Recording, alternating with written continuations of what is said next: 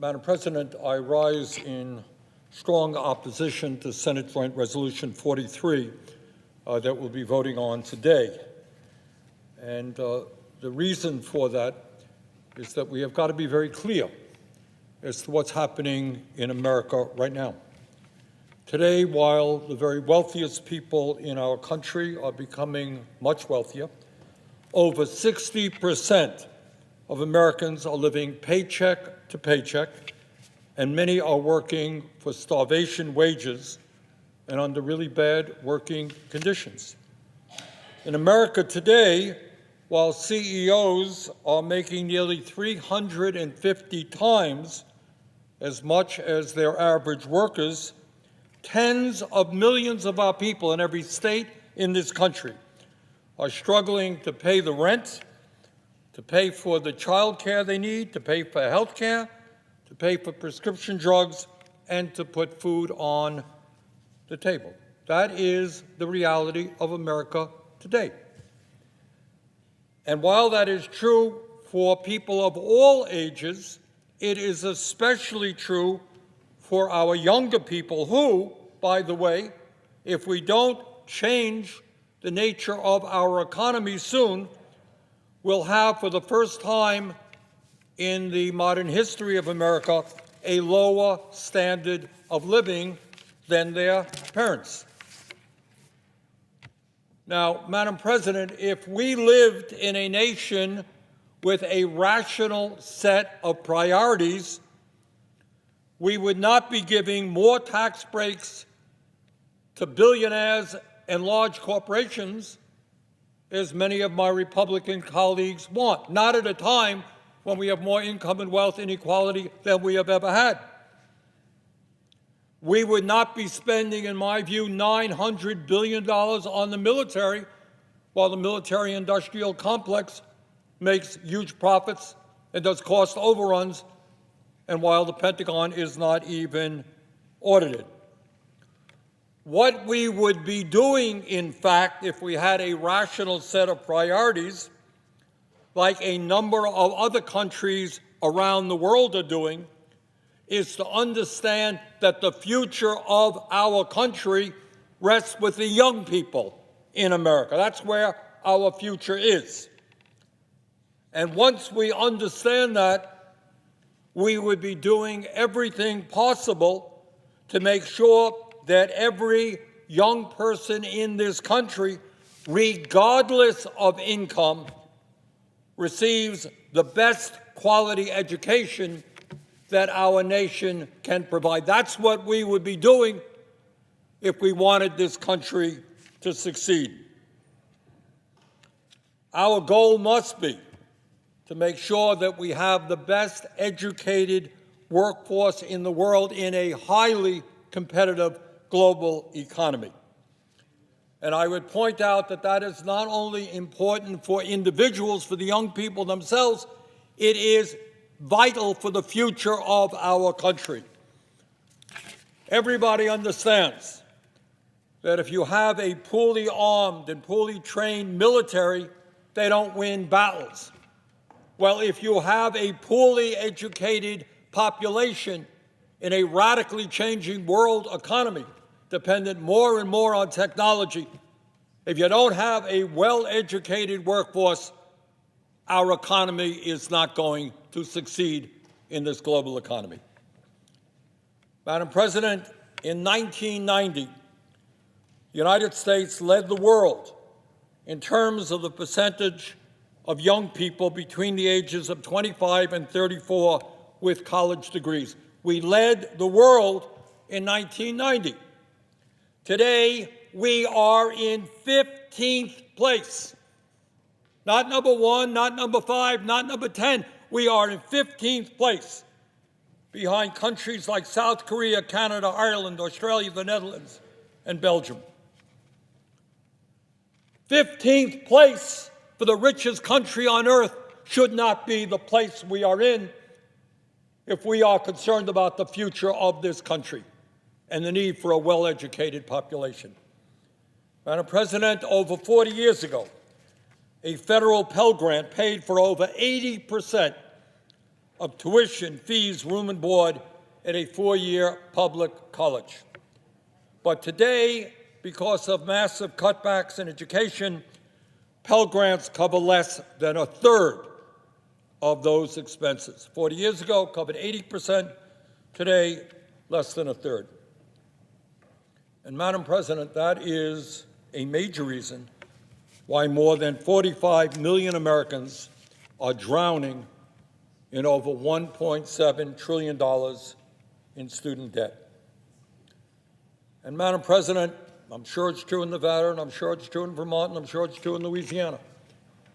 We have hundreds of thousands of bright young people who have the ability to get a college degree or to get a good trade certificate, but they cannot afford to do so.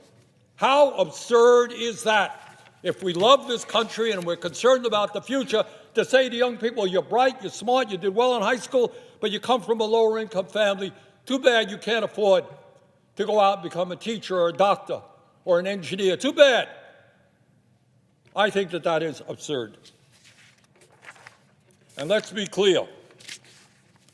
We don't just need more four-year college graduates. We need more welders and electricians and plumbers and pipe fitters and carpenters and electricians. Amazingly enough, as Madam President, you well know, this Congress passed a record-breaking amount of money to rebuild our crumbling infrastructure. That's the good news. I think almost everybody is proud of that. Bad news is we don't have workers to do the work, to build the bridges, the sewer systems that we need, the water plants. We spend huge amounts of money in dealing with the existential threat of climate change. We don't have the workers to help us with solar and wind and other forms of sustainable energy.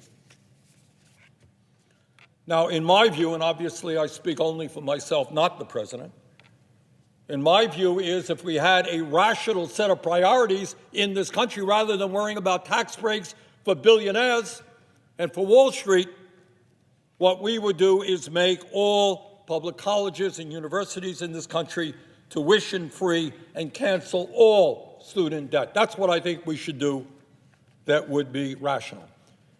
You know, 100 years ago, people fought and said, you know what? It's unfair that working-class kids can't go to high school. And they're working in factories, they're working on farms, working in the fields. People fought and said, you know what? We need to make public education free. And they did it. So today, any kid in America, in any state in America, could walk into a public school. Doesn't matter whether you're rich or you're poor. You get the best education that system can provide. The world has changed over 100 years. And what was good 100 years ago or 50 years ago in terms of a high school degree has changed. And we need, in my view, to make public colleges and universities tuition-free. And by the way, what we are seeing all over this country, in this state, in that state, in this city, is a movement in that direction. And I applaud all those public officials around the country whose states and cities are moving in that direction, making community colleges tuition-free, public colleges tuition-free. But, Madam President, what I would like to see happen is not what the President's plan is about, not at all. But this is what the President's plan does do.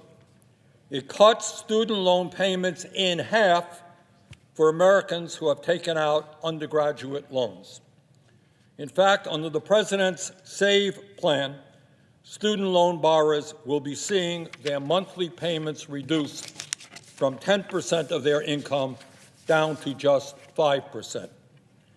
Further, the President's plan eliminates monthly student loan payments entirely for people who are earning less than $15 an hour. And it gives student loan borrowers the ability to wipe out or to substantially reduce their student loan debt over a 10-year period. Madam President, if Senator Cassidy's resolution is enacted, it would repeal President Biden's plan and it would eliminate student debt relief for more than 5 million Americans who desperately need it. That would be absolutely unacceptable. Now, my Republican colleagues tell you that they want to repeal the president's student loan plan because it costs too much money. We just can't afford it. Well, I'm not going to deny that it does cost a lot of money. But what I find amusing is that when we are saying we need to help working class and lower income young people, what my Republican colleagues say, we can't afford to do that, but what we can do is vote to give away over $1 trillion in tax breaks to the top 1% large corporations when former President Trump was in office, without paying for it. No, we can't help young people with their student debt, but we can give tax breaks to the richest people in this country and large profitable corporations. So, Madam President, if we can afford to provide trillions of dollars in tax breaks and corporate welfare to the wealthiest people in this country and to the largest corporations, we can help out millions and millions of young people in this country. Because I've talked to young people who say, you know what, we can't afford to get a home of our own. We can't afford even to buy a car. We were thinking about having kids. We can't even afford to do that.